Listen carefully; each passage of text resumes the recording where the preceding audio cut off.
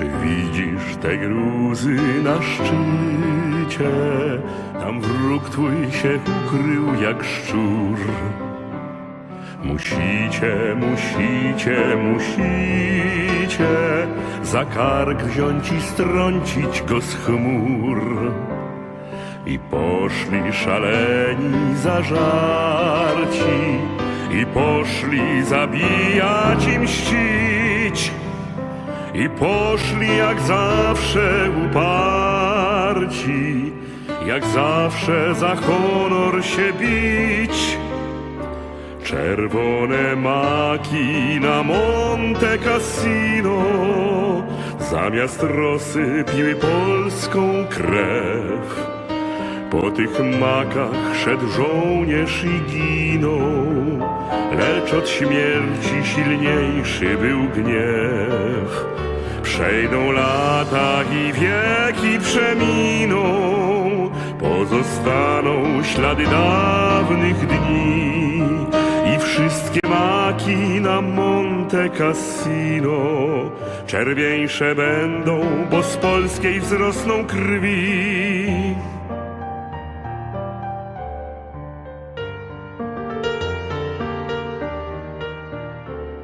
Runęli przez ogień straceńcy, nie jeden z nich dostał i padł. Jak ci z Samosiery szaleńcy, jak ci spod Racławic sprzed lat. Runęli impetem szalonym i doszli i udał się szturm. I sztandar swój biało-czerwony zatknęli na gruzach wśród chmur. Czerwone maki na Monte Cassino zamiast rosy piły polską krew. Po tych makach szedł żołnierz i ginął, lecz od śmierci silniejszy był gniew. Przejdą lata i wieki przeminą, pozostaną ślady dawnych dni. I wszystkie maki na Monte Cassino czerwieńsze będą, bo z polskiej wzrosną krwi.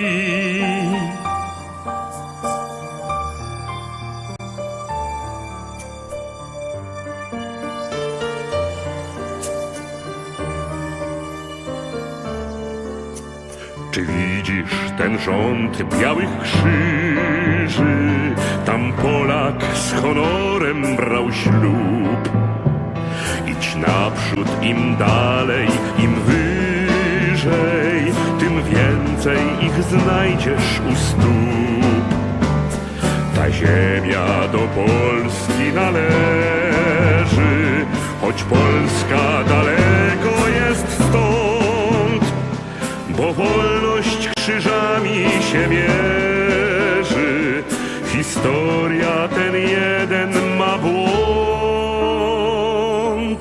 Czerwone maki na Monte Cassino zamiast rosy piły polską krew. Po tych makach szedł żołnierz i ginął, lecz od śmierci silniejszy był gniew. Przejdą lata i wieki przeminą, pozostaną ślady dawnych dni. I wszystkie maki na Monte Cassino czerwieńsze będą, bo z polskiej wzrosną krwi.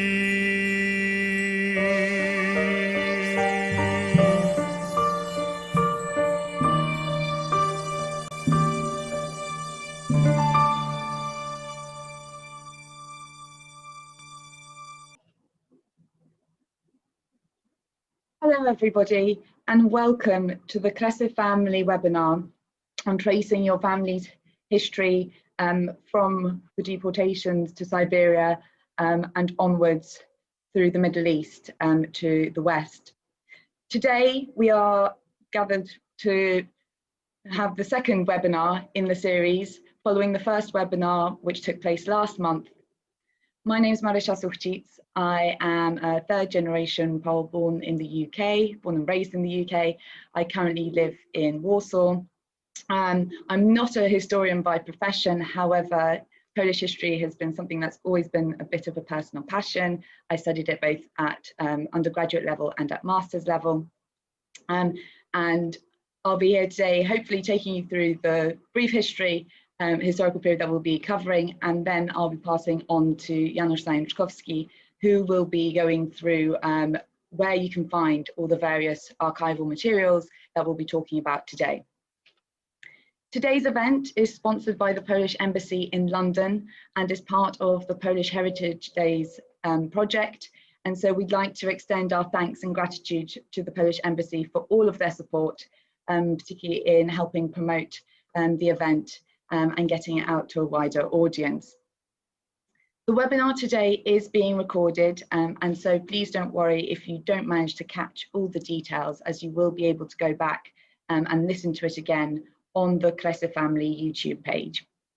Of course, if someone does not wish for their video to be seen in the or be present in the recording, please feel free to turn off your screens, but also you can change your names just to your initials, or just put in random letters if you'd prefer those not to be visible. You can do this by following the three dots, clicking onto the three dots in the top right hand corner of your screen. So today's webinar is the second of two webinars. In the first webinar last month, we discussed tracing pre-war family records and the deportations to Siberia from the Kresy region. That is available on our YouTube already, and you can find the link on the Kresy family website. Briefly touching on today's programme, I'll be giving a brief historical background. Unfortunately, we don't have the time to go into very specific details, but hopefully this will be able to give a bit of a context around the time period and the history we're talking about. And then I'll be passing on to Janusz Zajączkowski, who will be talking about how you can find these key records. Altogether, this should take about an hour or so, and then we'll have time for your questions and answers. And we will hopefully have Dr. Mark Ostrowski available to help with any specific military history questions you may have. For ease of sort of logistics, we have muted everybody, but please do send in your questions into the chat. I will be following the chat throughout the webinar and noting down any key questions, which I'll then be giving to Janusz and Dr. Mark Ostrowski. We also received some questions prior to the webinar, and we'll be addressing those as well. For anybody who's interested, the music performed, which you could hear at the beginning with the slideshow, was performed by Wojciech Bardowski. So that was the song Czerwone maki na Monte Cassino. And at the end, we also have his music being performed, Semper Fidelis. So do make sure to stay until the end to have a listen to that. At this point, I would just like to make a note of the Kresy family website. If you have any questions which are not answered today, please feel free to visit the website, where you can find a whole plethora of information and sources, as well as a contact details form in case you do want to get in touch with the Kresy family team. So in today's webinar, we'll be covering the evacuation from the USSR to Persia, and then looking at the onward journeys from there. So we'll be looking at the military units which were formed by the deportees, the cadet and other schools which were formed in the Middle East, refugee camps around the world, as well as resettlement following the end of the war. So on your screens, you'll be able to see a map which traces the deportations along with the evacuations and beyond. The red arrows show the initial deportations, which took place at the beginning of the Second World War. And this was from the Kresy region, which is in the east of Poland, which fell under Soviet occupation following the Ribbentrop-Molotov Pact, when the Soviet Union invaded Poland in on the 17th of September 1939. As you can see, those red arrows pretty much took deportees across the whole of the Soviet Union. People found themselves in gulags, prisoner of war camps, some officers then were taken to Katyn and other such prisoner of war camps where they were then unfortunately murdered, while civilians ended up in special settlement camps across Siberia. Today we'll be discussing the journey onwards from this, and so the blue arrows show the journey post the Sikorski so-called amnesty, which allowed for the prisoners of war and those in settlement camps to leave those settlement camps and evacuate out of the Soviet Union. So this traces the journey to the south of Russia and then onwards through to Persia. And the green arrows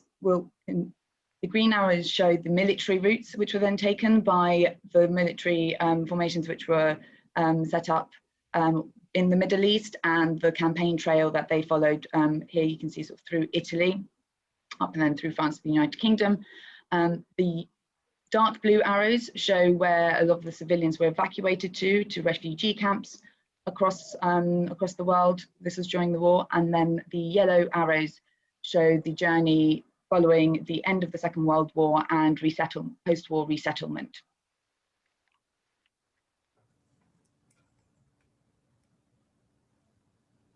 So as mentioned beforehand, following the so-called amnesty, which came as a result of the Sikorski Agreement, deportees were permitted to make their own way to join the Polish army in central Russia, in Buzuluk. General Anders was assigned with forming a Polish army in Buzuluk and gathering together all the various military personnel who had been deported across Siberia. Amongst this were also civilians who'd been deported to special settlement camps, and however they had to make their own journey. This journey, as mentioned in the previous webinar, was very difficult. It was a very arduous journey, and many were already at a high point of starvation, ill, undernourished, and therefore, unfortunately, many actually died en route to central Russia. Those who died, unfortunately, on the way to the journey would have been buried in the nearest possible location, often in unmarked graves.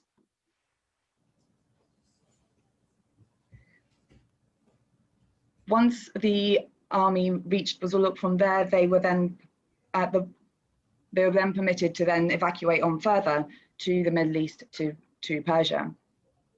As part of this, the evacuation totaled approximately 115,000 deportees who escaped with what is colloquially called as Anders's army. This happened in a series of evacuations, the first ones taking place between March and April of 1942, which included 44,000 people, of which 13,000 were civilians. And the next was between August and September 1942. This totaled about 69,000 people and included 26,000 civilians amongst them. General Anders was very keen to ensure that the families were not separated from military personnel, and therefore wanted to ensure that while military personnel was being evacuated across the Caspian Sea, so could the families. This meant that often they were put on cargo ships, oil tankers, or even small sailing vessels, often in very cramped conditions. Many of these people were already extremely ill. There's a lot of, unfortunately, infectious diseases going around, and therefore not everyone made it. From Krasnodolsk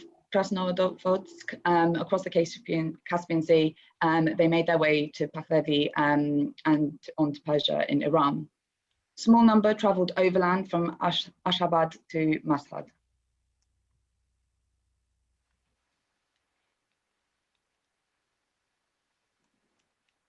Upon arrival in Pahlavi, the civilians were essentially housed in tents along the beaches.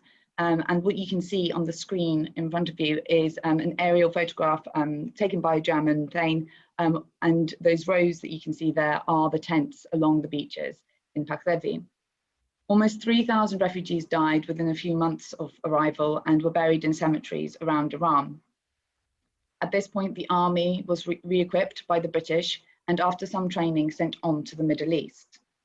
The families and orphan children remained in Persia, in places such as Tehran, Isfahan and other locations, till they could be sent on to refugee camps. And there were many children of all ages who at some point had lost their parents or guardians during either in the initial deportations at the point when they were at the special settlement camps or during the journey from those special settlement camps out of the USSR.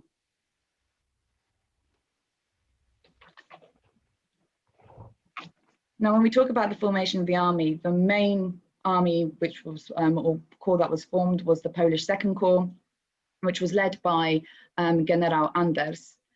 In 1942, they were stationed at the Iraqi oil fields.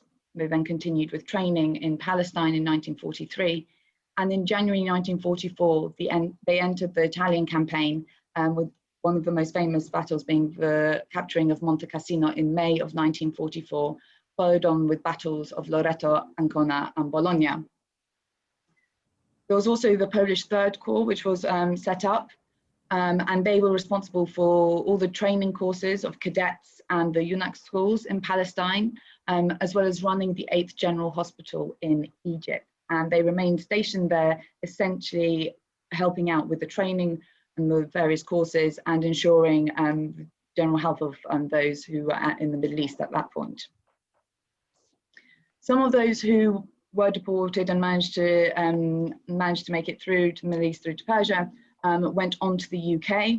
They went on to join already previously established and functioning divisions and Polish army units. So one of them being the 1st Polish Armoured Division, which was led by General Maczek, and they were originally stationed in Scotland, where they trained before moving on to be part of the 1944 Battle of the Falaise Pocket, liberation of Breda and the other towns in the Netherlands, and were part of the army sort of going through and liberating up until Wilhelmshaven. Others went on to join the 1st Polish Independent Parachute Brigade, who took part in Operation Market Garden and the Battle of Arnhem. And finally, some went on to join the Cichociemni, the Silent Unseen, who were an elite special operations and paratroopers who were sent into Poland, essentially helping deliver required resources, information, and were very important in helping support the Polish Home Army, Armia Krajowa, in their actions. Others also went on to join the Navy, so some went on to supplement the soldiers who had already arrived in Britain from Poland at the beginning of the war. It's worth noting here that many of those who had already arrived in Britain prior to this time, sort of in time of 1940 and onwards, had done so through France, and had already sort of taken part in various battles of in the Second World War sort of earlier on. Others went on to also join the Air Force, and they went on to supplement the Polish Air Force in the UK, which worked as part of the Royal Air Force. They worked both as aircrew and ground support, joining both the fighter squadrons as well as the bomber squadrons. And they basically provided further reinforcements travelling in from the Middle East to the UK throughout the war, which helped essentially strengthen all of the Polish units which were based out of the UK.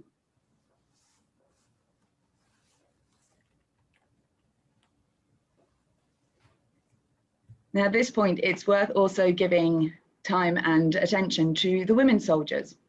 And the women, those who'd made it through and those who, for example, did not have maybe parental duties or were not looking and were fit and able to fight, also joined various military groups. So with the army, you had the Pomocnicza Wojskowa Służba Kobiet, and this was made up of a medical corps, army service corps, so this would be based around transport, and they also helped in canteens and mobile libraries, part of the signal corps, as well as providing a lot of support and help within administration, military intelligence, press, as well as entertainment. Other women went on to join the Air Force, and there was the Pomocnicza-Lotnicza Służba Kobiet, as well as the Navy, with the Pomocnicza Morska Służba Kobiet.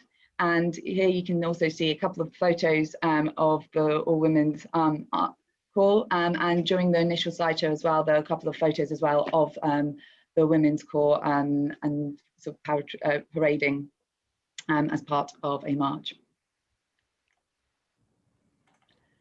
For those who were still too young to join the corps, and for many of the children, schools were formed and set up, especially for many young people whose education had been interrupted by the deportations. And at this point, it's worth noting that there was a wide range of ages of children who had managed to make their way through and out of the USSR. Some of these schools included the Junacka Szkoła Kadetów, which was the cadet school, and many of those who'd be trained here would go on to be officers, often in the second corps, at the point that they would turn 18. There was the Szkoła Młodszych Ochotniczek, which was the girls' volunteer school, Szkoła Junaków, which was the young soldiers' school, as well as the Gimnazjum Mechaniczno-Lotnicze, which was the mechanical aviation high school. And many of those would go on to then help and be a part of the Polish Air Force and the RAF in the UK. As the pupils would come of age, they would join the various armed forces based on their training and the skills that they had gained.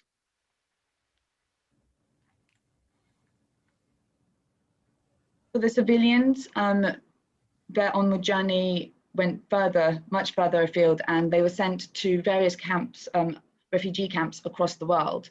On the map here, you can see just some of the places where these were, and often the places as far away from war as possible. So this included India, Africa, New Zealand, and Mexico. Often these would be mothers with young children, as well as those who were potentially unable or unfit to fight.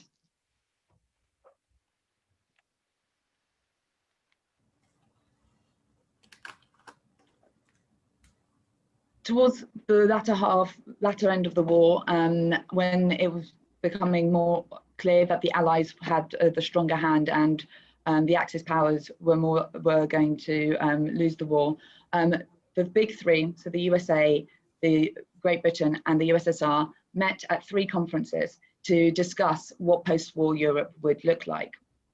2 of these conferences, at Tehran and Yalta, were focused around looking at the borders of Europe and spheres of influence following the war. In this, Poland's borders were completely redrawn in such a way that the borders moved west, essentially cutting off the Kresy along what is known as the Curzon line.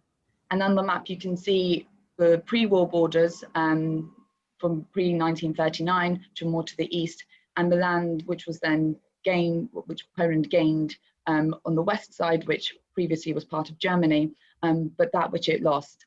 And for those who were from the Kresy region, from the east of Poland, it essentially meant that the land which they had grown up in for generations, for generations, was lost and became a part of the USSR as part of Ukraine, Belarus, and Lithuania. For those who are part of military personnel, many joined the UK Resettlement Corps for 2 years following the Second World War. The amount of displaced persons in Central Eastern Europe was huge, and particularly with the changes in borders, it meant that there was a lot of moving across of civilians, not only within countries to match the new borders, but also those who had found themselves far away from their homelands as a result of the war. Civilian refugees from camps around the world were being brought back to the UK. This was not happening immediately, but was happening over a longer period of time. Those who were then arriving in the UK and being set up in refugee camps, some were there for many years afterwards before being housed. Some chose to go on further to Australia, Canada, the USA, and South America and start a new life there. Some decided to remain in the UK in the hope that, despite the establishment of a communist government in Poland, which was answerable to Moscow, there was a hope that maybe there would be a chance for Poland to regain her independence. And so some chose to remain in the UK, where they felt they would be able to repatriate more easily. Unfortunately, as we know from history, this was not the case. Those who did choose to return to Poland, this was a difficult decision, but those who did often went back and were then treated with a lot of suspicion by the communist authorities, and they were not trusted, and they were seen as traitors or parts of subversive actions. For others, the choice to go back to Poland was never really a viable possibility, knowing that their return to Poland would result in arrest, being sent to prison, or suspiciously disappearing as part of essentially the secret police actions in communist Poland.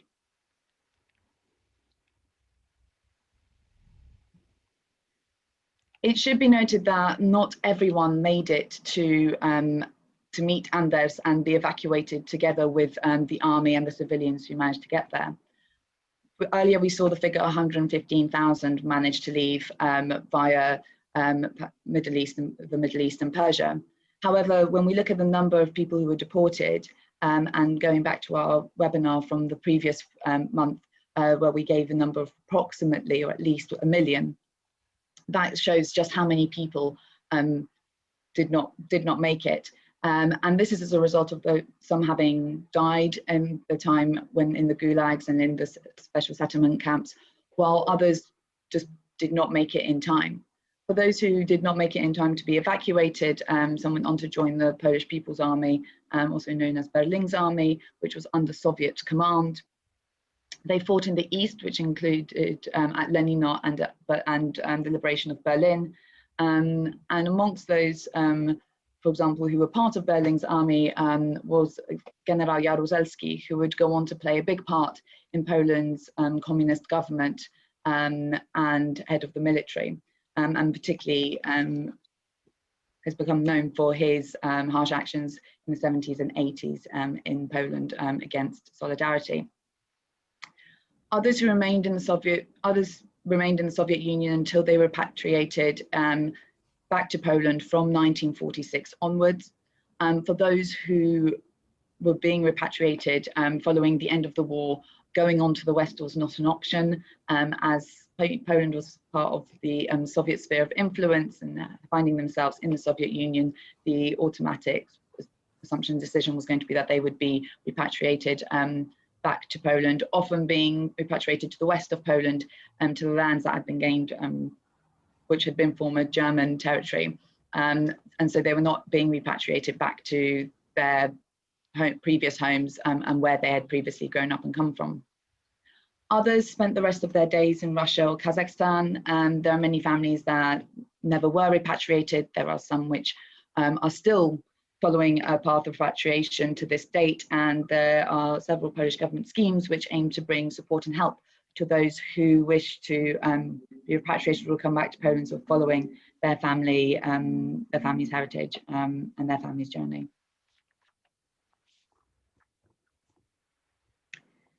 So this was just a brief overview of the journey following evacuation from the USSR through to the end of the war and onwards.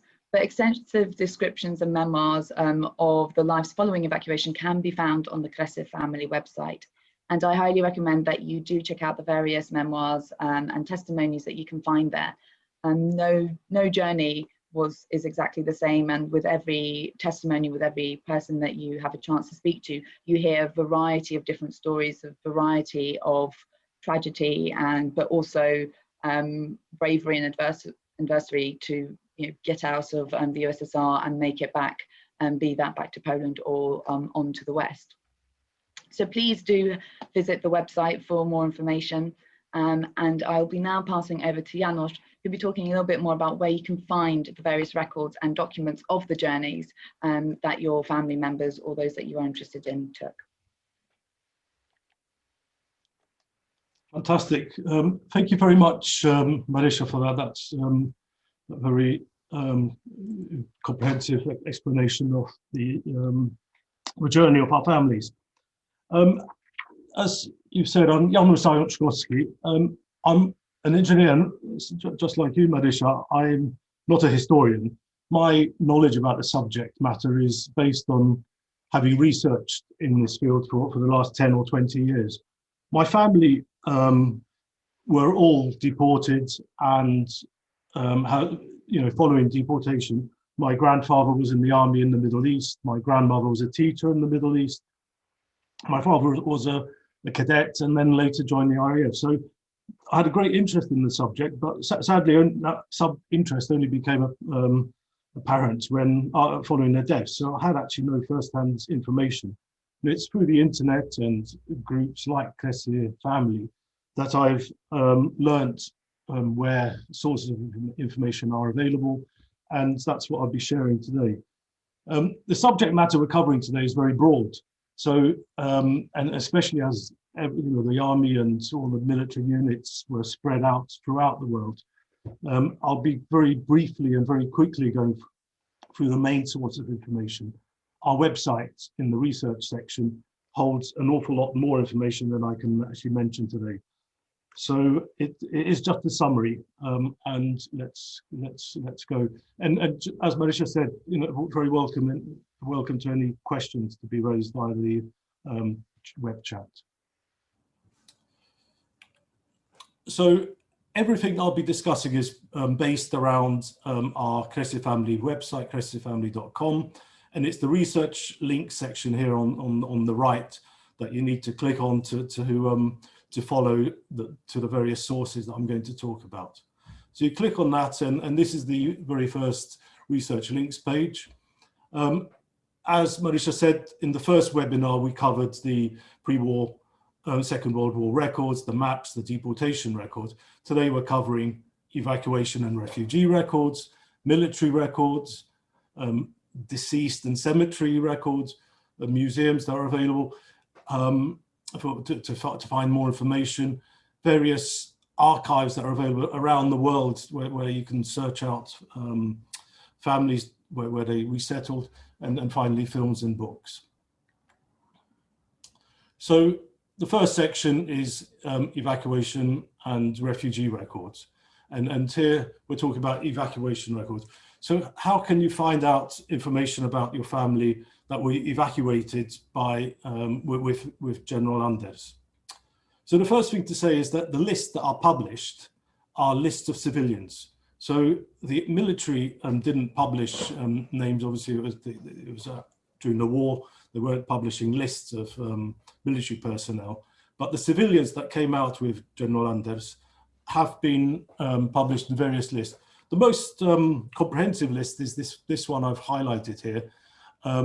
It was published in the Polish newspaper Polska Walcząca over a number of supplements, over 17 supplements between April and August 1943. And although it has 30,000 civilians listed in there, that's obviously not the full 40 or so thousand that did come out, but it's as big a list as is available. If you don't find the people you're looking for on that list, it is worth looking at some of the other lists that are on a list are shown on our website. But I'll show a sample of what this list looks like. This is just a random page from one of the editions. And here at the top here, there's a family that's listed. I don't know the family at all. I just picked them at random. But it shows the surname, the name, date of birth, and place of birth, and where they are at the time of publication. So this can be quite useful. I've noticed many people don't know, maybe the older generation, the great-great-grandparents' place of birth. So this has some interesting information about place of birth of where this Anna Władzik was born, and it's quite likely. So this looks like it's Anna and Jakub were the parents, and Wacław, it looks like the son born in 1928, whereas they were born in the 1800s. And it looks like, given the dates, it's likely that they came from Ławek or somewhere in that region. So you can download that list from our website, and you can search it. It's indexed, and you can find maybe a name on there. There are other lists, and I'll very briefly show this list. This list comes from the Polish Institute Sikorski Museum in London. It's on their website. It's a list that was published in Budapest in a Polish publication, Wieści Polskich. Only 2 volumes were ever or are available certainly at the Sikorski Institute. So it's believed that only the first 2 were published. I highlight this one because it's dated. It says on the list that it covers the evacuation in August 1942. We've heard that there were 2 phases of evacuation. This may indicate in which of the 2 phases someone was evacuated. The list only shows the name, surname, and date, the year of birth, so it's less comprehensive. But maybe I can't guarantee that it is 100% accurate. But it's a much shorter list, so it's quite possible that it does list by, you know, that these people were in the second of the 2 evacuations.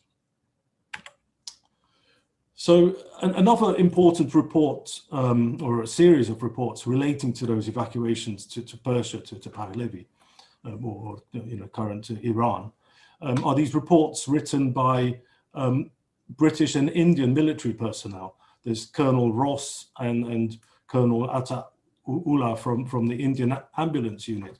They were very much involved in receiving the evacuees and helping with those tent cities that we saw in those reconnaissance photographs. And these are very interesting and fascinating reports. They come from the UK National Archives in Kew. They describe current, you know, at the time, written reports by these people, you know, describing what these evacuees look like.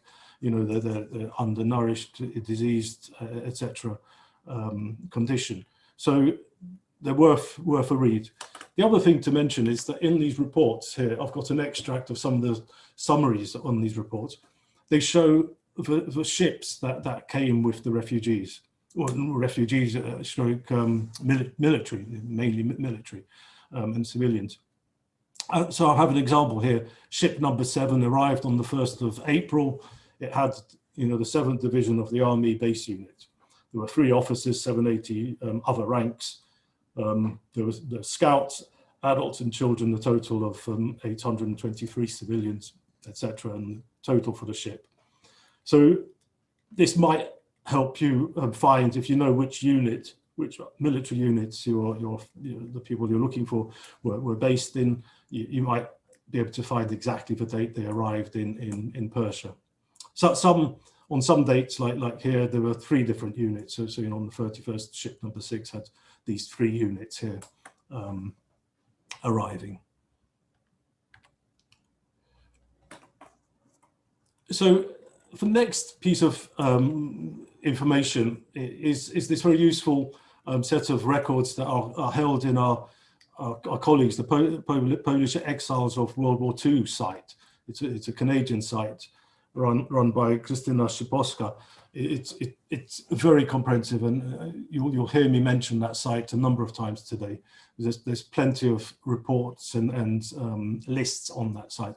But on that site, she has records from the Polish government in Tehran from those years.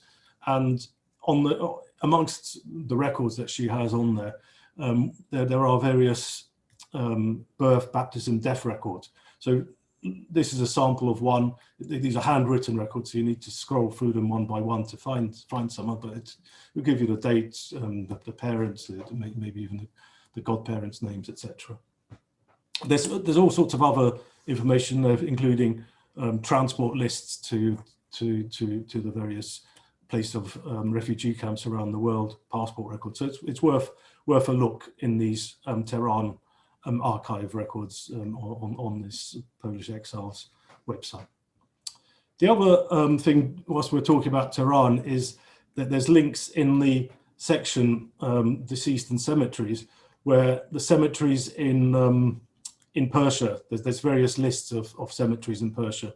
And so if you have some people that you're looking for that died once they arrived in Persia, it's worth looking through some of these links here, and you know there's photographs from some of the graves. Okay, probably the most important source of information for military personnel is the UK Ministry of Defence. they hold copies of records of Polish service personnel that operated under British command. So it's basically everyone that came out of the Soviet Union through Persia. So it's our Army, Navy, Air Force, etc. And you can get hold, certainly family members can get hold of these records by applying to the special section of the UK MOD. And we on the website here, we've got the contact details. You can email them, you can phone them. Because of COVID, it takes a little bit of time to get responses, but they are responding. But the great thing is they can provide to the family full service records of personnel. So it's absolutely every copy of every activity that was carried out by a serviceman or woman that was in service. So all the way from enrollment to finally leaving the military service after the war, all the different places they served in, and maybe awards, medals that they were awarded, etc. on these lists. They can also issue or advise whether British war medals were issued at the time, following the war, and if they haven't, they provide details of how you can claim those, even to this day. So here I've got some photos of some records. I mean, these are my family records. So here on the top is just one, it's a single sheet, but from maybe 30 or so pages of records from my father when he joined the RAF towards the end of the war. He turned 18 in sort of 1944 and joined the RAF in London, in the UK. And this is his record, all his training, etc. is listed. Whereas this one here is, I think, my grandfather's. It has, again, his record all the way from joining the military in I think it was in Russia or maybe Uzbekistan, I can't now remember, but it's got all his details and etc., including his fingerprint there. And these are a couple of medals, the War and Defence Medal that if they haven't been claimed, that can be claimed from the UK Ministry of Defence.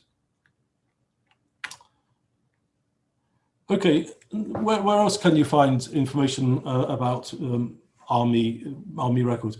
The MOD will provide you lists of which unit and where the people had served, whereas the Polish Institute and Sikorski Museum in London, they hold the actual army records from every unit all the way through to battalion level, and maybe in some cases even more detail.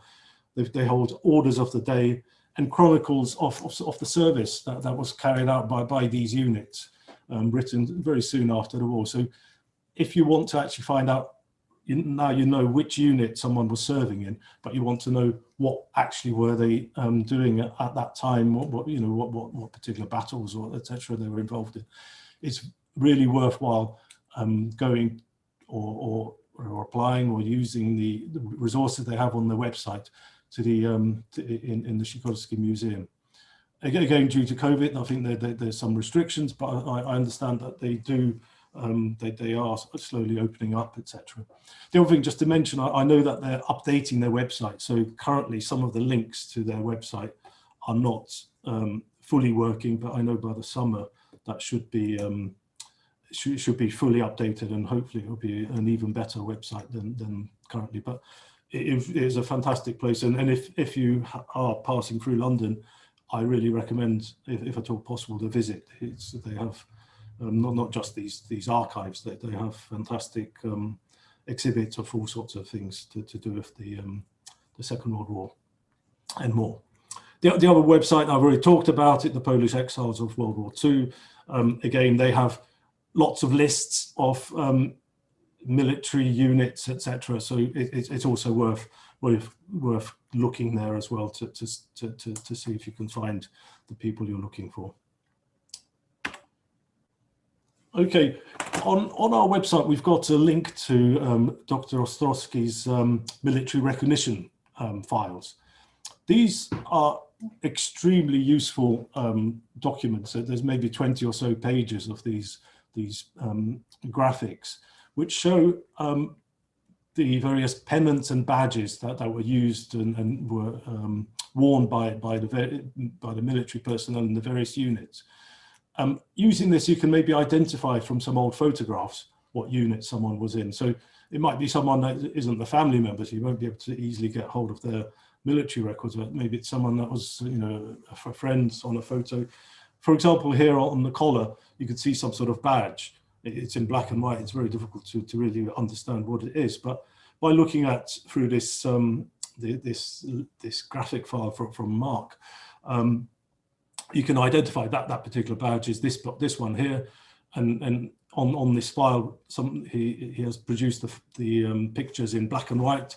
Obviously, photos were usually black and white, so maybe even to help you identify things in black and white, you can find that this badge is on the collar there, showing you that they were in the Carpathian Lancers Regiment. So, and there's all sorts of badges that far more detailed than I know, but hopefully Mark can explain that in more detail if you need. The other file here shows the medals that were typically awarded. So I've shown the War Medal and Defence Medal, but there's obviously other ones here, the Italian Star, the 1939-45 Star, etc. And then there's some Polish medals here, the Army Medal and Monte Cassino Cross. You won't get these from the MOD, the UK MOD. These were awarded by the Polish government after the war, or during the war following these various battles. But these are pictures showing what they look like, and you know, maybe if you've got some ribbons or medals, you can identify them.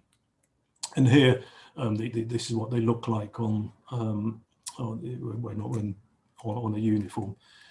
I should mention also the Virtuti Militari, which is obviously the highest medal awarded by the Polish military. There is a list on our website of where you can search for names of people that were awarded that cross. The other really useful sheet is this recruitment offices table here from Mark Ostrowski. What this shows is where particular recruitment offices were based. Now, I mean, that seems quite an obscure question to ask, but actually it's really useful, because on those MOD documents that you get, it doesn't actually often say where that particular recruitment office was. It might just say KU1 or KU5. A KU standing for Komendy Uzupełnień, which is the recruitment office. And from that, you can, from this table, you can translate that KU1 to being this particular recruitment office based in Totskoye in Russia, or later moving to Uzbekistan, etc. So you can work out by looking at the dates and looking at which recruitment office that they joined in, you can see where the person actually signed up to the military. So for example, I found KU5 on my grandfather's. So here I had no idea, but he joined, or one of his places of joining was Margilan in Uzbekistan. So now all of a sudden I've got a spot on the map where my grandfather had been. So I mean that's that table, and as you can see here, that you pick it up from the military records section of our research links part of the website. So we've got a link to the Monte Cassino Cross. Obviously, a large percentage of the military that joined in and traveled from the Middle East ended up fighting at Monte Cassino and were awarded the cross. There's a website here, krzyżmontecassino.eu. On that site, they've listed most of the people that are awarded with the cross. I don't think it's 100% complete, but it lists people by unit in which they served. So you either have to go through those unit by unit, or if you know which unit, you can go through that. But to make it a little bit easier, on our website, we've put a little search box which uses Google to search that particular website. You type in the surname here, Gradoszewski, which is Junia Graduszewska, who runs our Facebook pages with others. And this is her father. So we search for his name. Up pops a link saying he was in this particular unit, Dowództwo Saperów 5 KDP. And scrolling down here, you can see him listed here, and the number of his cross as well. So that's quite useful. Okay, moving on from the army, moving to the Air Force. There's a very, very comprehensive site, Lista Wszystka, which lists all the people that served in the Polish Air Force in Great Britain. So it's not just the deportees, it's everyone that was in the Polish RAF, as it was called. And here you can, again, link to that website from our military records section. You go to the site, you can type a name. Here I've typed my father's name, and up pops his record saying, what his rank was, and when he joined, and where his place of birth was, etc. So, and his RAF service number. So the people that run this website are very keen to update this with any further information. So, for example, photographs, they don't come obviously from the. They didn't have those from the list they used to compile this website. So they're very open to additions to be added to the website. So, for example, I sent this picture of my father, and they've put that on there. And there's a linked website called the Niebieska Eskadra, which means Blue Squadron, which is a website for the Polish Air Force, not just the people that served during the Second World War in Britain, but throughout. On there, they've got lists of all the people and their resting places, their graves. Again, it's linked from between these two websites. They welcome information about the where people died, and they like to have photos of their graves, etc. So if you've got information like that, I'm sure they'd welcome that. So the other area, there were plenty of people that came from Siberia, from this Siberian route, and joined the Navy, just like they joined the RAF. We've got some links on our website to websites that have plenty of information about the Navy and the service and the battles, the ships that they employed. So far, we've not found any lists of personnel that served in the Navy. So if anyone has such lists or knows which books or where we could find such information, we would welcome adding it to it. I think the Navy seems to be slightly less well publicized, though it was very equally important during the war. So we heard that only a small fraction of the people that were deported ended up being evacuated with General Anders and the army through Persia. The majority stayed in Russia, and some joined the so-called Berling's army under Soviet command. And to find records for these, the best place is the Polish military archives that I mentioned at the first webinar. That's where you would find pre-Second World War records, but also that's where you might find records of people that served in this particular army. And here, although it's in the pre-World War II records, I mean, that does include these Berlin Army records. So contact them through the links on our website. So graves and cemeteries. There's graves and cemeteries throughout where obviously the army and the civilians where they travelled following the evacuation and following deportation. I've mentioned this book before on the previous webinar, but it lists places of burial and lists of names of people that died while serving in Polish armed forces outside of Poland. So it's not the sort of September campaign, etc., or the Powstanie Warszawskie, but it's everything else other than that. that's listed. So if you've got a military person that died somewhere whilst serving, it's very likely that it'd be on this list. Again, you can find that in the Sikorski Institute in there, so you can get hold of that. I think the link to that is broken. We have a copy of that if you temporarily whilst the website is being updated, so you can request a search if you need that in the meantime. And there's various lists here, various other graves around effectively around the world where people were buried. You can find various information about them. Okay, Marysia mentioned that various schools were formed, both military and civilian, in the Middle East for families or of personnel. So these schools, for example, the boys' cadet school, the Junacka Szkoła Kadetów in Palestine, the girls' cadets in Ain Karem, also in the Palestine, the naval school, which was formed a bit later in the war in the UK, in Landywood.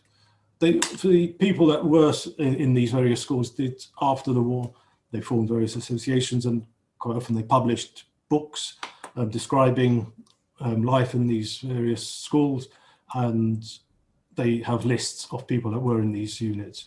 So from these books, we have links on our website to the lists from who served, not served, but who was a member of these schools. So here under military records, that there is a section, military schools, and you can find names of people that were in these various schools, as well as if you get hold of these books, and some are available, some are available online, like this one, this naval school one.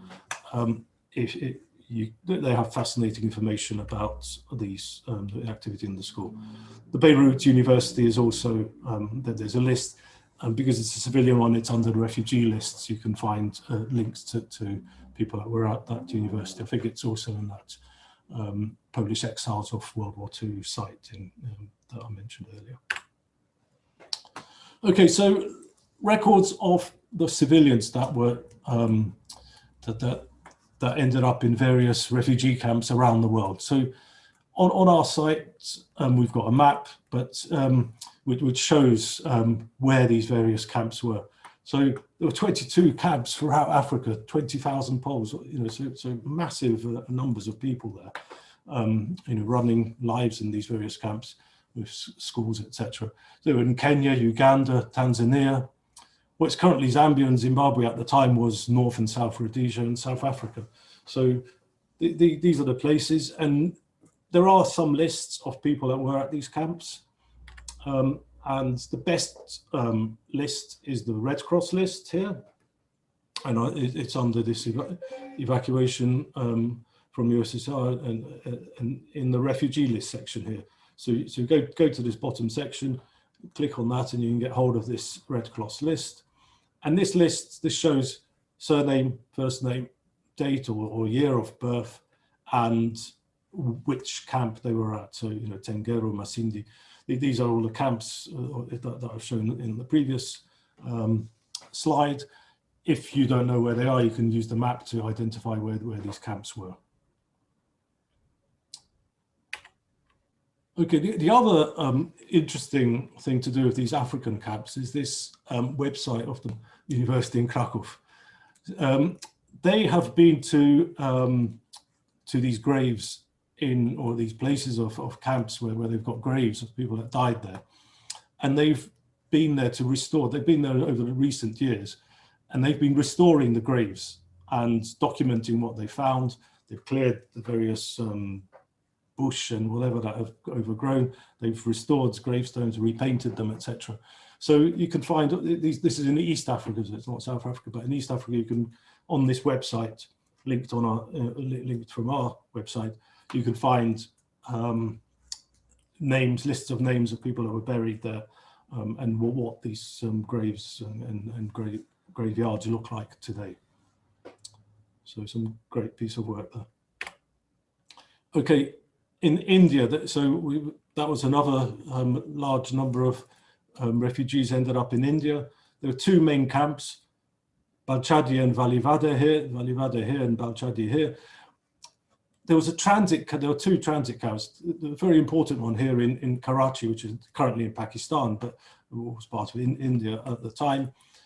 Many refugees traveled through Karachi, not only to the ones that ended up in India, but ones that ended up traveling to Africa. So it was a very important place. The Country Club Karachi was a place where they transited through.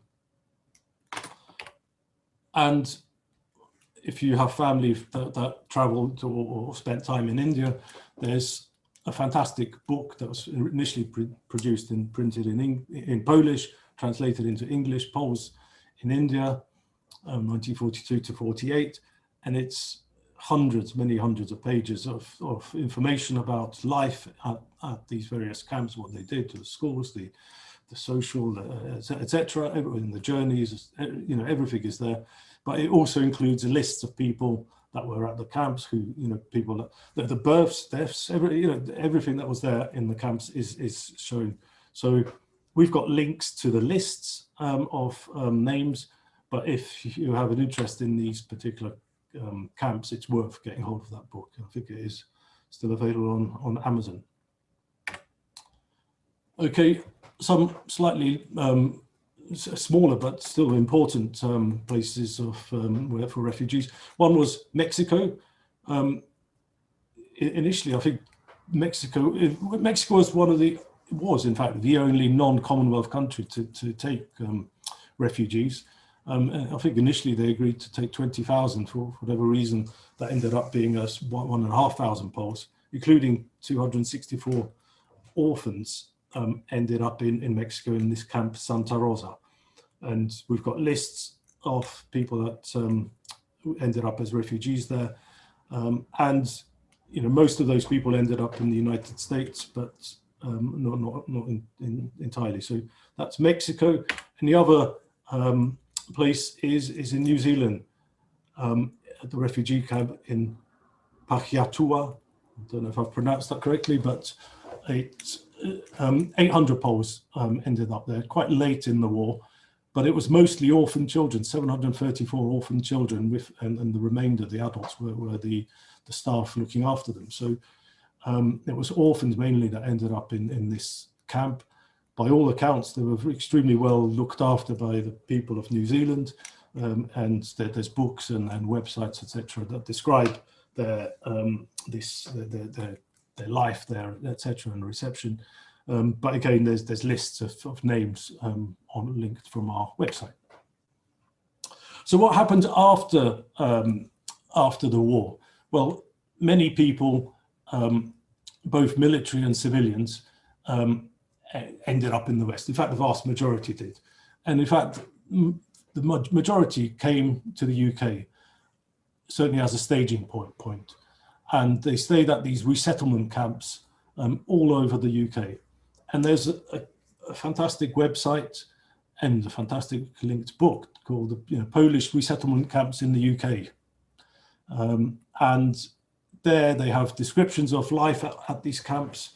And but importantly, in terms of research, they have lists of names of people that arrived in ships. Again, these lists are just civilians, so you won't find any military on these ships. They were civilians coming from the various refugee camps in India, Africa, etc.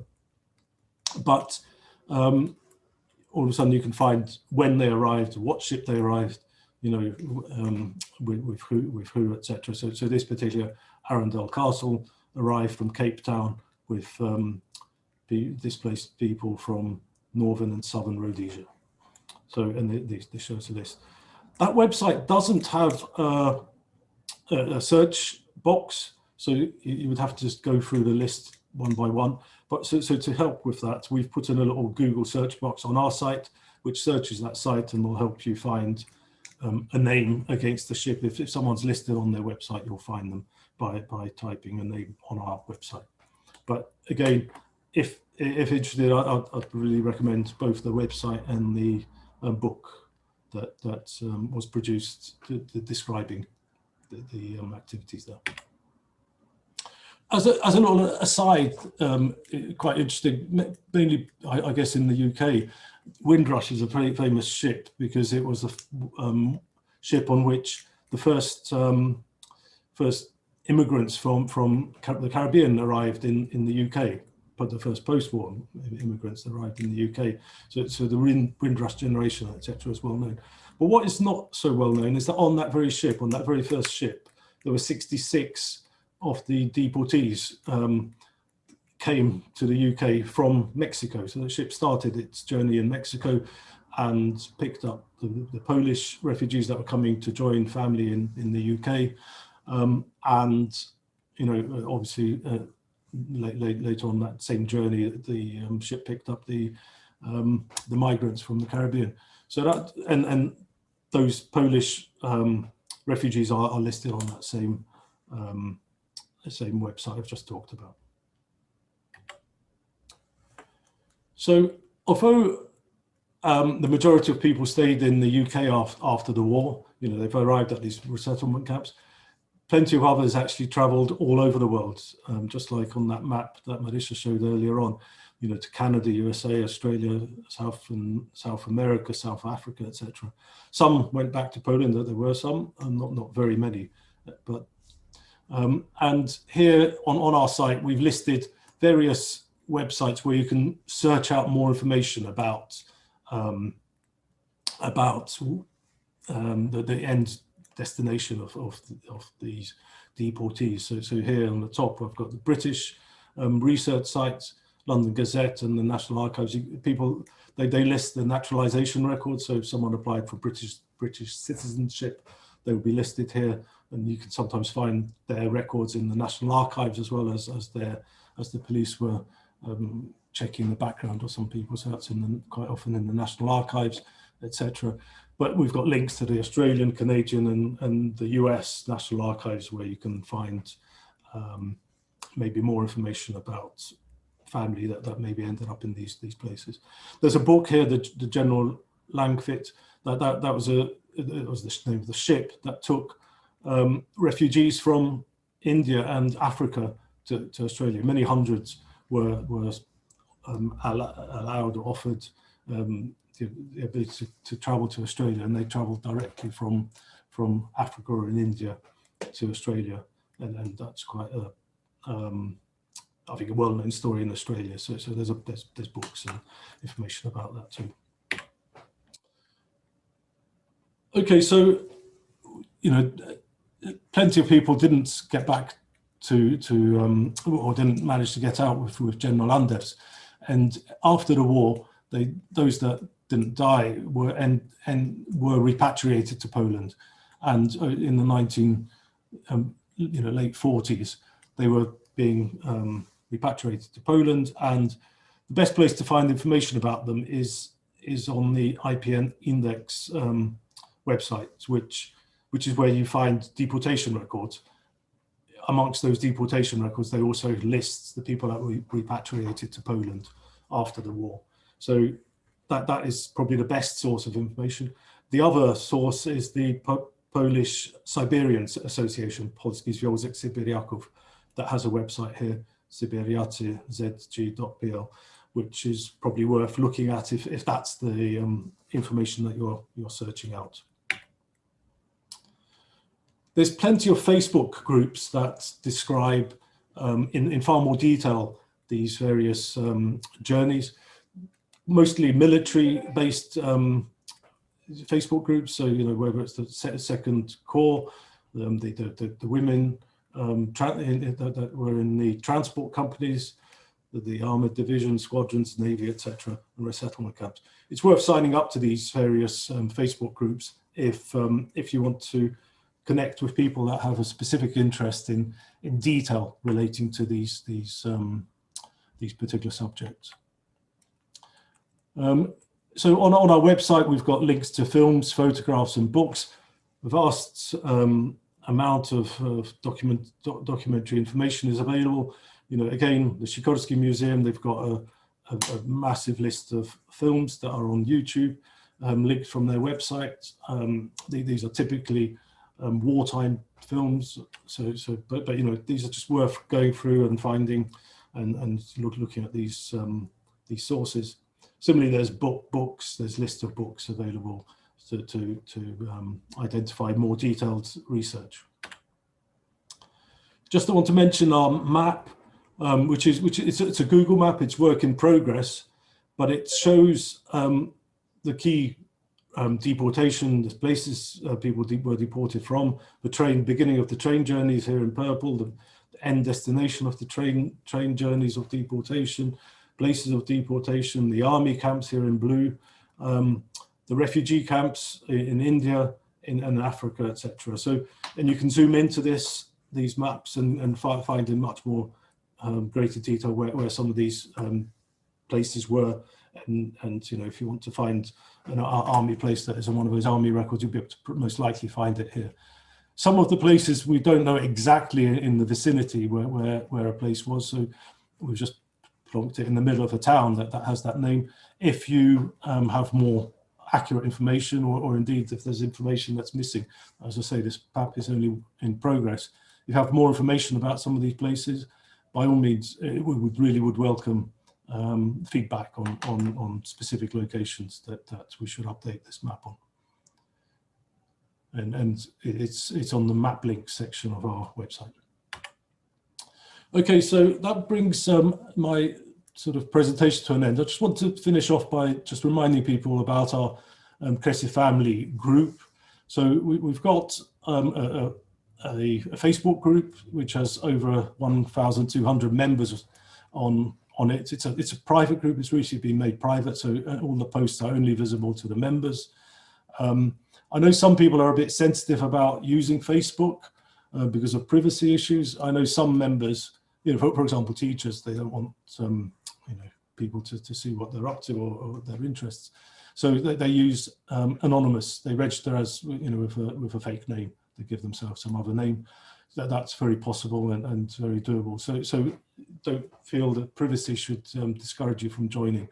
And this allows you to share information, ask questions in great detail with people that have maybe been through the same journey, you know, maybe have had family in the same, you know, either camps, same place in Poland, or, you know, or refugee camps, etc. So you can share notes, photos, etc., etc. So that's, I really suggest anyone that's not a member to join. And also here, I'll just remind you about our website. And what we welcome is people to join us as full members. You know, so join us as a member of our organisation, not just a Facebook member. And so you can join here in this bottom link here of our website here.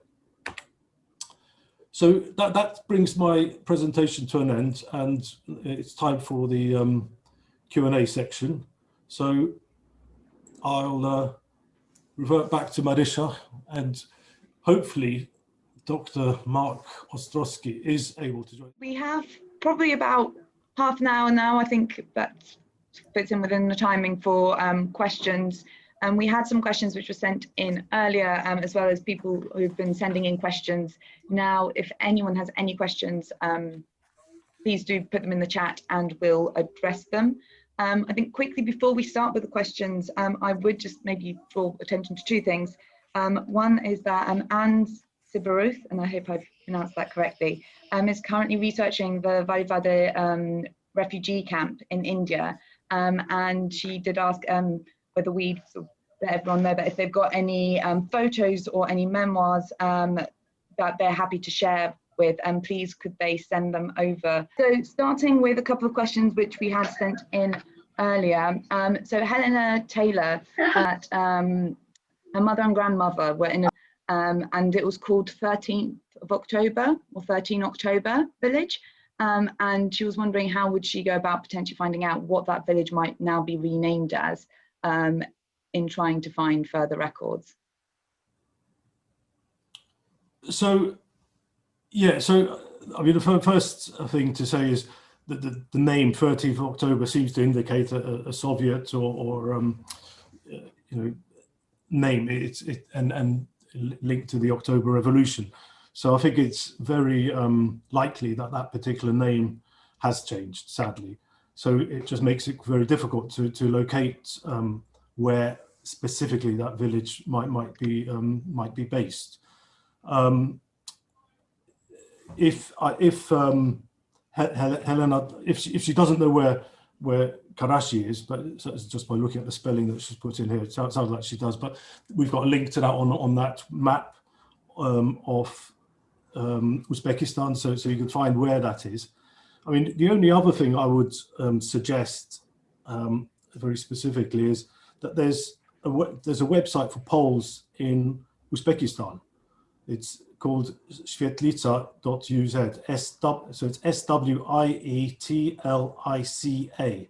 So I'll repeat that, SWIETLICA.uz. And we'll probably send out some of this information after the call. So there's a website of the Polish community in Uzbekistan. They may be able to help with that. I don't know if Mark has any insight into villages in Uzbekistan. If you go into the Polish Institute Sikorski Museum, there are a set of files which were organized in 1941, 42, 43. The Polish delegatura, the people who actually went round looking for Poles and giving assistance to the Poles. And they are organized by what in Soviet governance were the oblasts, the local districts. And there is a file for each of the districts where they operated. And one of the useful things in there is they write about these places using the names as they were then. Obviously, since the fall of communism, they've changed the names, and now they've changed the names from the old Russian to the Uzbek, so you'll never find them. But if you try and go through the Uzbekistan files, there might be mention of that place, and you can at least narrow it down to the region or to the nearest big town where that particular, because these places were very, very small. So if you can locate it next to a big town, at least you can have a stab at finding it. But the Sikorski Institute has some very useful files on the assistance offered by the Polish embassy in the Soviet Union of the time. So you can find a lot of information, and there are names and lists of people and who was in charge and who was giving assistance and to which camps and to which posyolki they were working in. So it's worth looking in those files if they ever go online again. Thanks for that, Mark. And just quickly a note on the topic of the Polish Institute and Sikorski Museum, as Janusz mentioned, they're currently in the process of revamping their website. And so hopefully that will be up and running over the summer soon, which then has some of the archives digitized, at least the listings. As for actual physical visits to the Polish Institute, currently the archives are closed, and depending on how the pandemic situation goes on, we'll sort of route how soon they are able to open. However, if you do have any questions, and if you do want to get in contact, do send an email, send a letter in to the Polish Institute, and then the archivists as well as the volunteers can get back to you, potentially with at least giving a bit of guidance where you can find information. Moving on to another question that we had sent in by Dorota Richards, and she recorded in her question about a story about her mother, who on the 12th of September 1942 was being transported by lorry from Uzbekistan to Persia along with other Polish girls. And she said that during this journey, after crossing the mountainous border, the lorry left the road and rolled into the river. And during this time, her mother was luckily was rescued by a passing British officer who came and helped them. And essentially, she's asking where would she be able to find records of this sort of like last transportation, or from this sort of transportation, and sort of any reports about this accident, and potentially where to find more information about this incident. Would this be recorded somewhere, and if so, where? So yeah, thank you, Dorota, for that very interesting question, and thank you also for sending it in advance. That just gave me a few minutes to allow me to search out and see if I can find this incident. And believe it or not, I did manage to find it quite easily. So, you know, I basically just Googled and searched for that route into Mashhad that you've described, the road route to Persia. And anyway, the bottom line is, by looking at the cemeteries list, and it's on our website, the cemeteries list, there is a website which describes the various graves in Mashhad, and amongst them, there's an article which describes that very incident.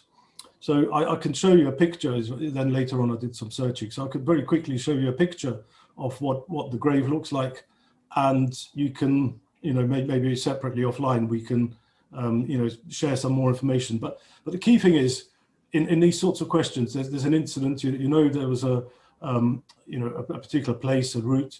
The spelling might be unclear, because the spelling does change over time, depending whether it's written with a Polish person or currently, or etc. But it is possible to by just Googling these places to search out an incident like this. But I'll just do a very quick screen share to show what that particular grave. I don't know if Dorota is online, but this is the grave, and on this particular grave is a grave, and it says, if you can't see it here, but I zoomed in, and it says Junaczki Polskie, which is the Polish cadet, the girl cadet, zginęły śmiercią tragiczną, died in a tragic death in a motor accident near Kuhan on the 17th of September 1942. And on that website that we've discussed, there is more information about that particular incident. So, I mean, that is just a piece of information. And by the way, if you need that sort of help, if you post such queries on our Facebook group, that someone will surely provide similar sorts of information to you.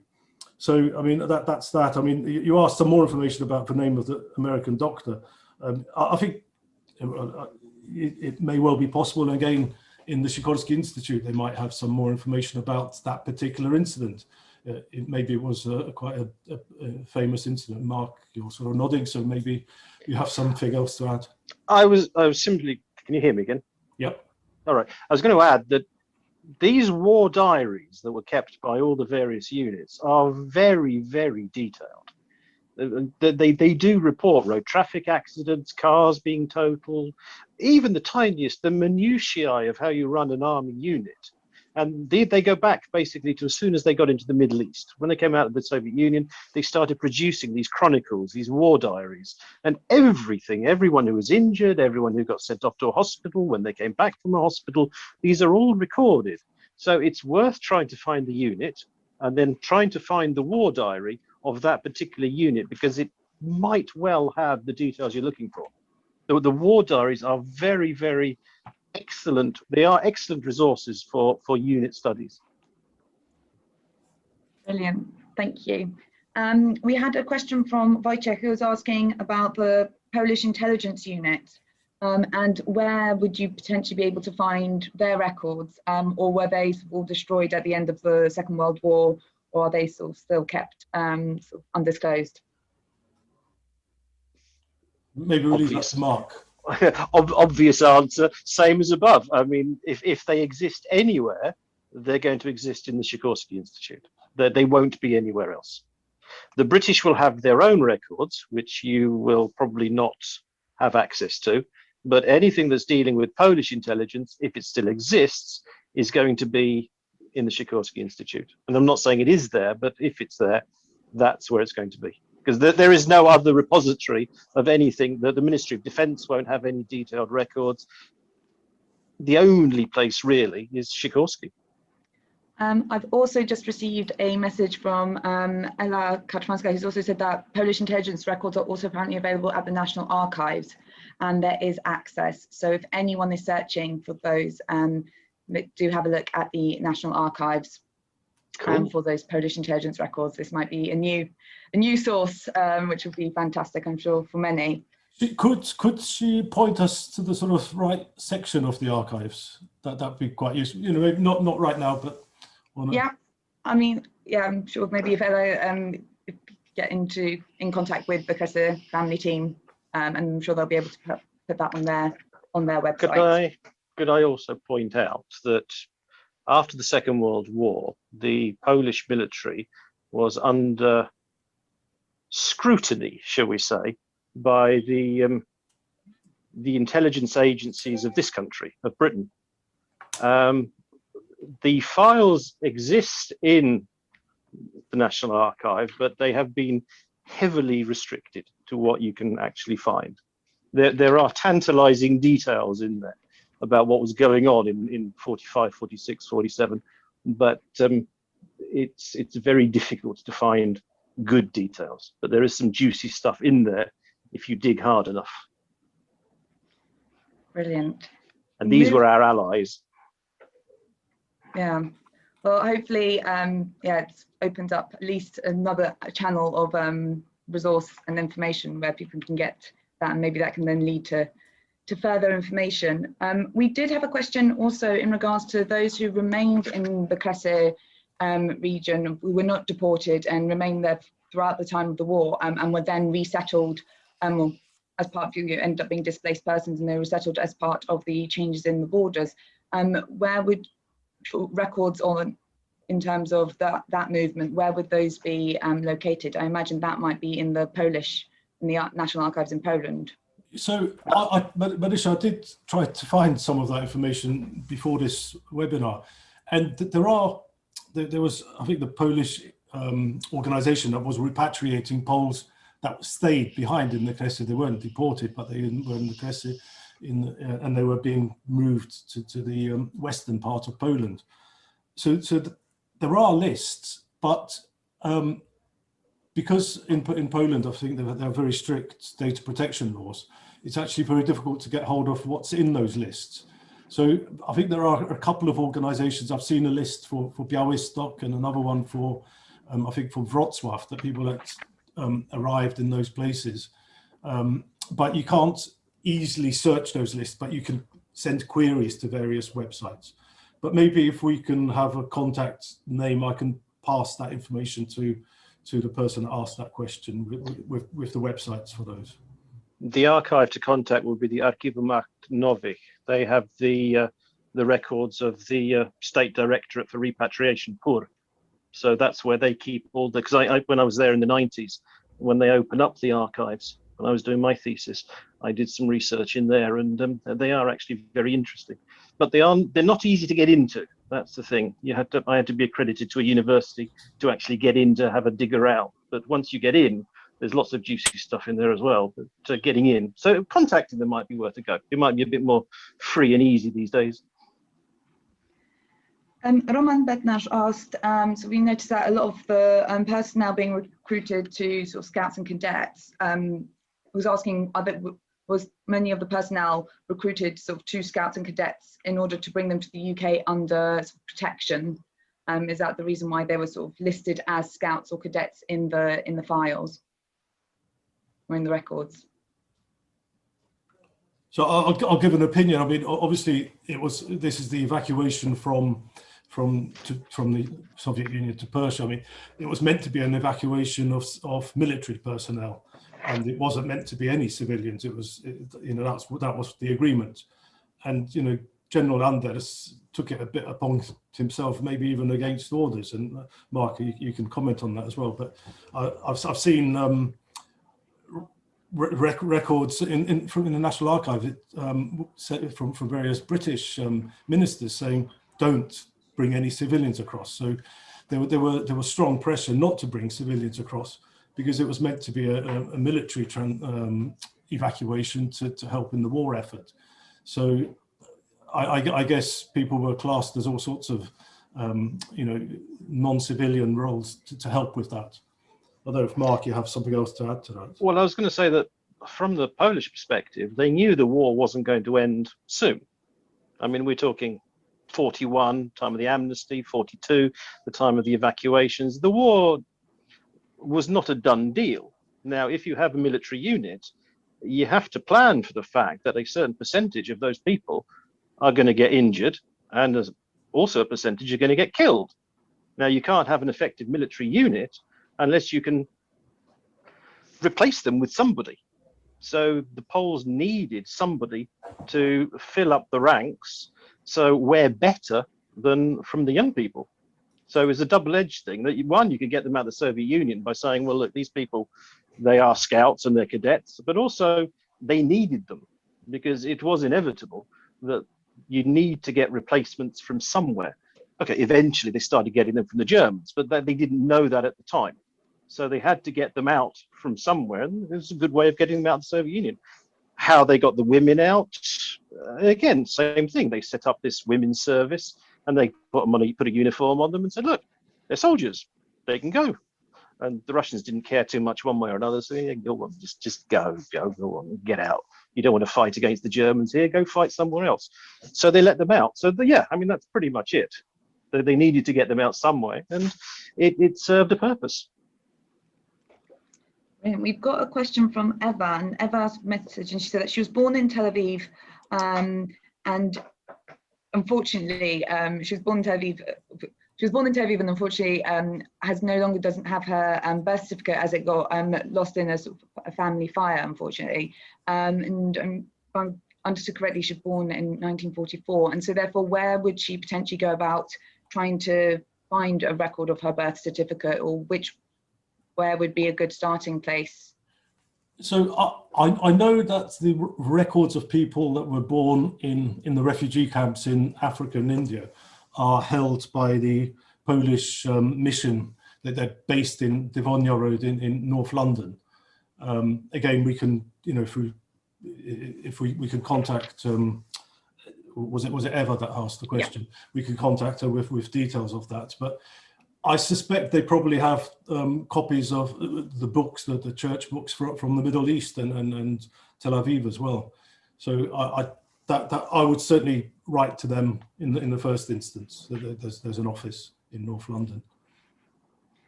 Brilliant. Nina Fimbo asked, so her mum was a WAF officer, and she was asking, would she be listed on the Niebieska Eskadra list, or was that just for the male, for airmen, the male officers? As far as I'm aware, if she was serving in the Polish Air Force, then she would be listed. Brilliant. Thank you. And in terms, so Marcin Stefek asked, in terms of the evacuation from Palestine in late 47-48, so Poles who were still there sort of as the creation of Israel was happening, where would you start with sort of searching for details of that sort of action and that sort of repatriation onto the west of the 47-48 relocation from Palestine to the west? So of the people that's remained in the Middle East? Yeah, so this was someone who remained in Palestine and was still there sort of late 47-48, and I think it's probably one of the sort of like first repatriations out of Palestine around the time of the formation of Israel. So I've seen names on those on that Polish resettlement camp for people from the Middle East. I'm not sure if it's from Israel, but certainly there were from Lebanon or that. I mean that would be my first place to look. I don't know if Mark has a better. I would simply add that the National Archives would be the place to look, because whatever happened at that time, it was certainly organised by the British, because the Polish government didn't exist. The Polish military didn't exist. So anything that was happening out of that country would have been organised by the British government, and there would be some trace of it in the National Archives. Brilliant, thanks. I do have a specific question to you, Mark. Do you know where it would be possible to find the military rozkaz of Polskie Siły Zbrojne in the USSR units? Well, again, Sikorski Institute, without a doubt. I mean, they will have all of that. Everything that goes from the Soviet Union is stored in there. So they have all the lists of all the units and who was in the units. Digging them out, that's another thing. I mean, did they have names of people? They must have. So, I mean, really, they're the people you have to contact. Either go in person or pay your money and they'll look it up for you. Brilliant, thank you. also had a question about those who left East Africa, who were at the refugee camps in East Africa. Did the people who then were repatriated out of those refugee camps, is there sort of one set record for that? And did they all go to the same place, or were they actually repatriated to various parts of the world? So as far as I'm aware, these camps were progressively closed down. So bit by bit, they were closing down. People were being moved from one camp to another, looking for somewhere to, what their future would be. So typically, the people, the young men, that could work, say in Canada, Australia, would be given refuge more easily, more quickly, and it'd be the younger children, women and children, very older people that was having more trouble finding somewhere to find eventual sort of settlement. So, and as I understand it, these camps closed down one by one, and people were relocated to some of the bigger camps in East Africa. And eventually, I think towards, in the early 50s, some of the last ships were being brought back. But all of these ships that were being brought back to the UK are on that Polish resettlement camps site. Could I just add that I don't think we do them any service by referring to them as refugees, because for the most part, they were not refugees.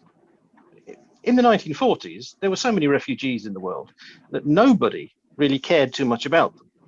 And certainly the British government wasn't going to pay for refugees. That was the job of the United Nations. They were stuck in DP camps. These are not the people we're talking about. What we are talking about are military dependents. We're talking about the families of service personnel, whether they were women or whether they were men who were actively serving in the Polish armed forces, which is why the British government spent all the money of taking them out to Africa. If they were actually refugees, they wouldn't have got out of the Soviet Union. They'd have been left there to die, because really nobody cared about them. They were brought out as part of the deal. You want the Polish soldiers, well, you get the Polish families and you need to look after them. And that was the unspoken deal that was made at the time, which is why the British government went through all of these motions to put these people all around the world and look after them, because they needed the Polish soldiers. So after the war, they couldn't just say, right, you go to a DP camp in Germany or something. They had to bring them to England. And the men were already here.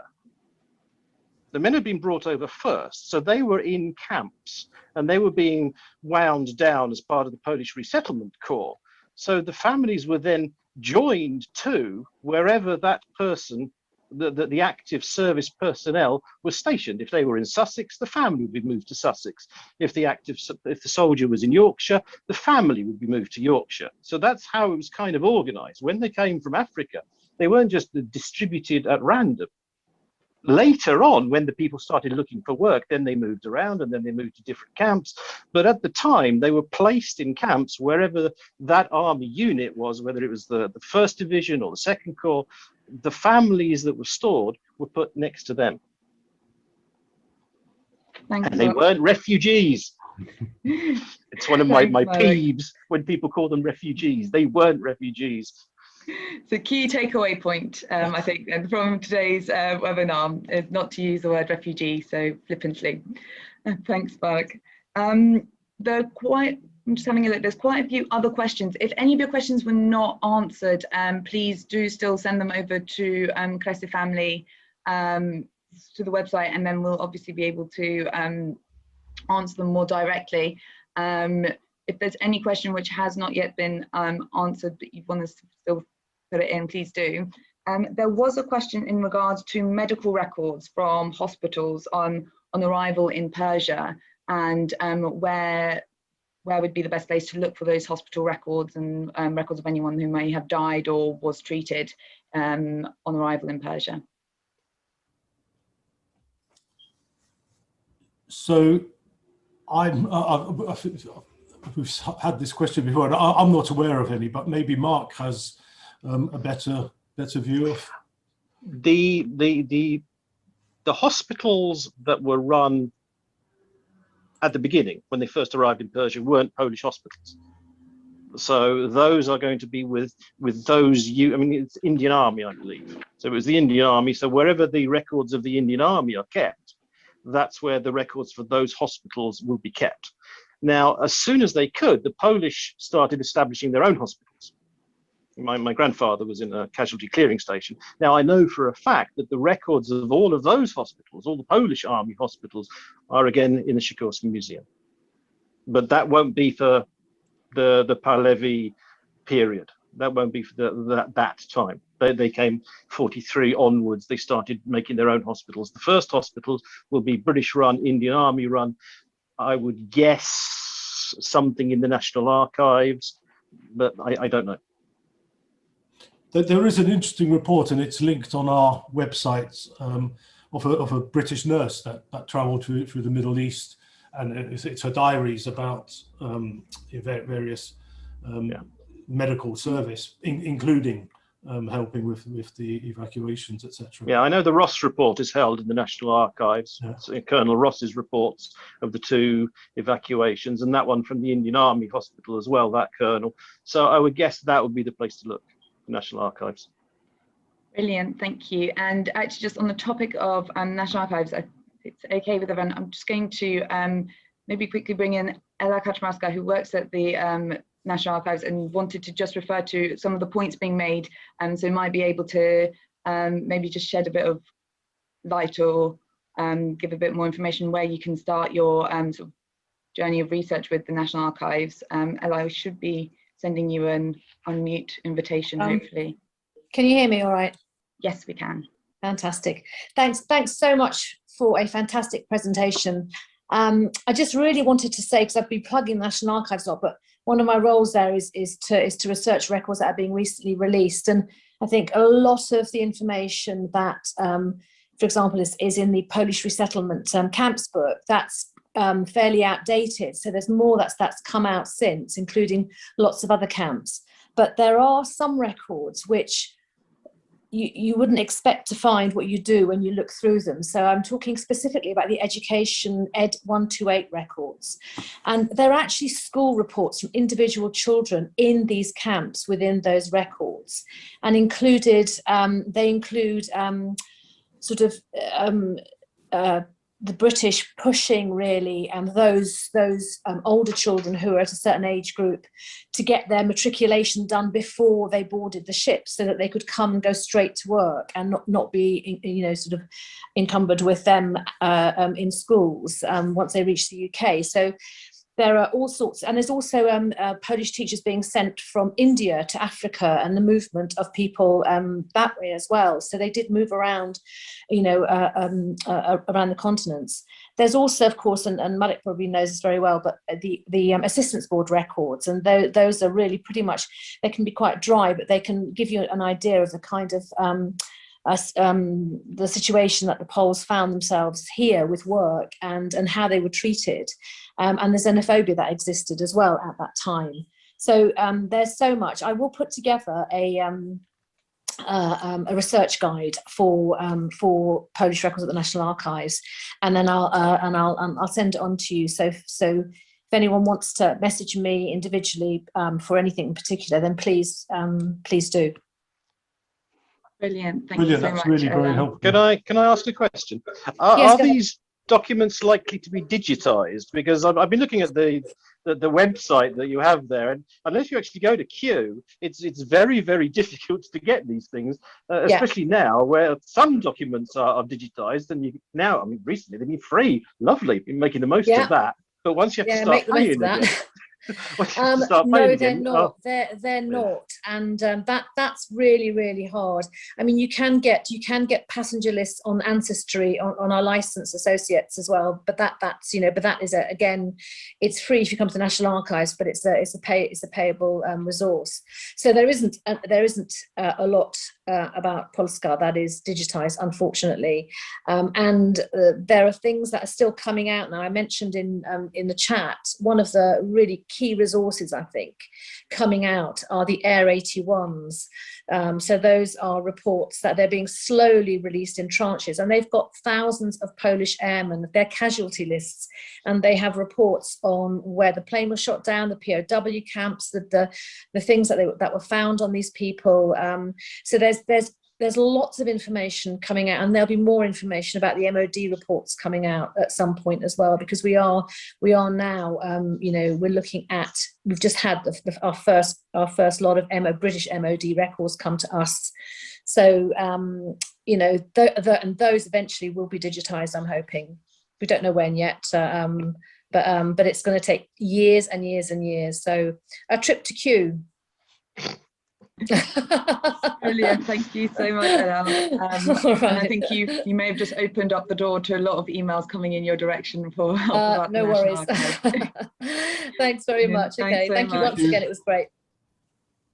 Thank you. Thanks, everyone. I think we'll slowly start wrapping up our Q&A, but if anyone does have any questions which were not answered, please do send them over, and we will try and get back to you and answer those questions for you. A lot of the things, if you're interested in listening back to the whole webinar as well as the previous webinar, please do. These will be available on YouTube, and probably the records or the places that you're looking for to find these records will have been mentioned.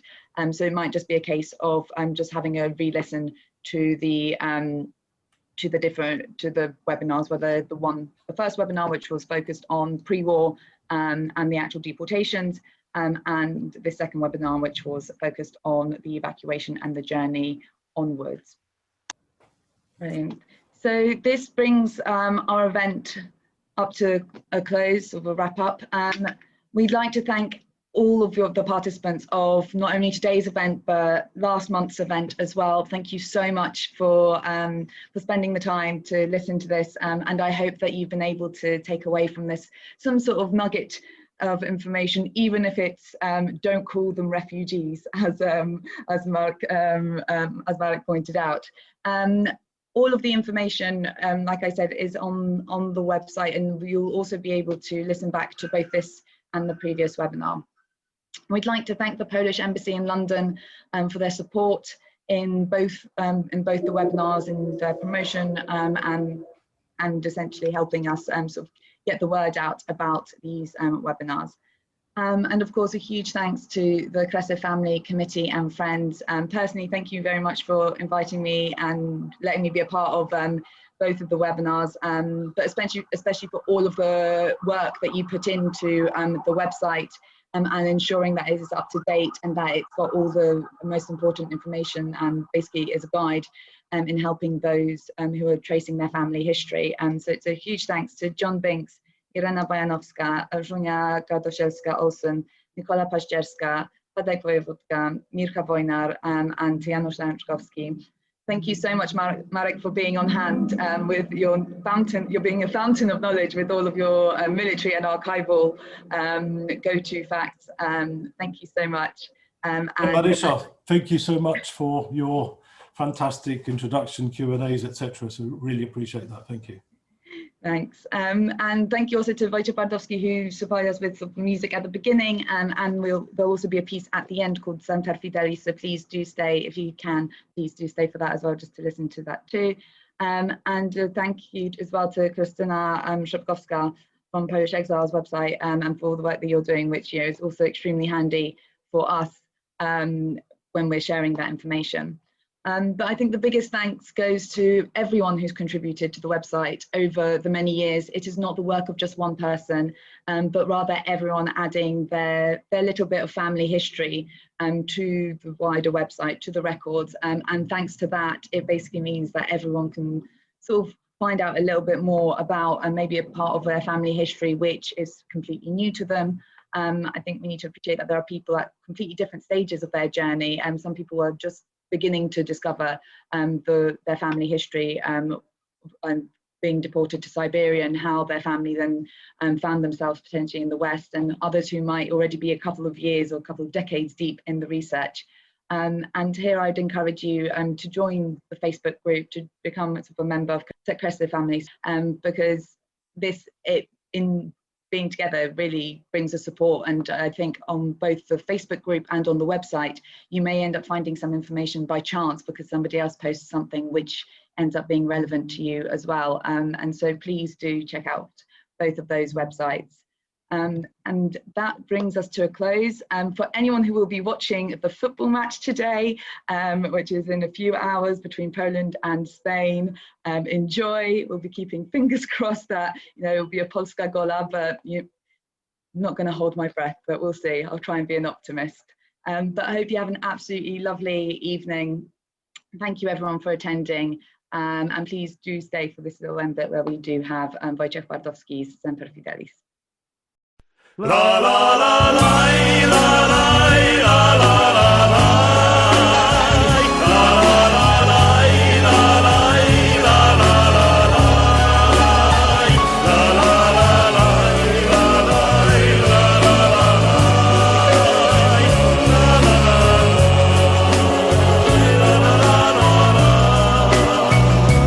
nad polami snuje się dym. Stoją domy wśród malw i mali. Tę piosenkę śpiewajmy tym, którzy z Polski nie wyjechali, chociaż w domach swoich zostali. Swym pochodzeniem się szczycąc i dowody wierności dali, lecz znaleźli się za granicą. Pamiętamy też ich rodziny, zabierane ciężarówkami. Im kazano, by w pół godziny zabierali z wieszczami. Gdy po latach wnuki ich dzieci przyjdą dziadków obejrzeć mieszkanie, za jak gwiazdka im wokół zaświeci, jak Wigilię w Kazachstanie. Mimo dumnych marzeń i snów i tęsknoty do dawnej chwały, coraz trudniej jest uczyć słów. Kto ty jesteś, Polak mały? Więc gdzie jest ich ojczysty dom? Tu czy tam, odpowiedzcie sami. Chwała tym, którzy dzisiaj chcą pośród obcych być Polakami.